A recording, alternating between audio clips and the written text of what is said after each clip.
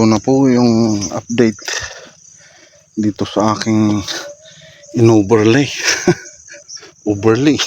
in-overlay na pechay dito sa aking silarihan. Ayan o, papansin nyo, malalaki na yung pechay. Ilan ba to?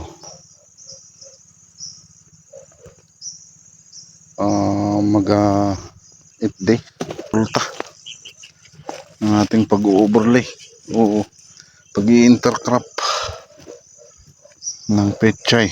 Ayan o, yan yung mga pechay sa gilid-gilid lang po. Lumalaki na po sila. Yan o, yan, naganda na.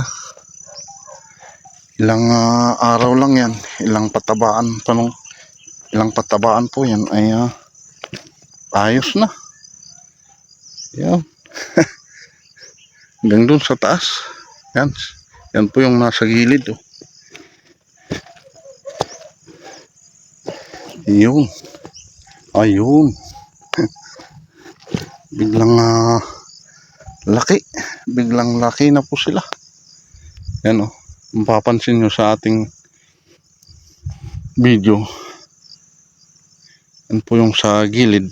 Ay siya po yan. Yan.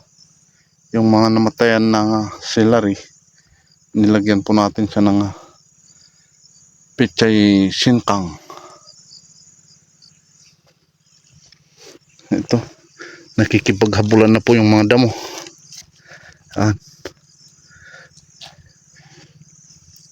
Ito, mga damo na yan, paragis. One side ko po yan. Para po kahit ma-sprayan po natin yung celery, hindi po yan mamamatay. Kasi selective yung ating one side na i-spray. Ayun. So ayan na po yung ating update sa lagay po ng ating tinanim. At least maganda na. So ayan, yan ang napakita ko po na po sa inyo ang resulta.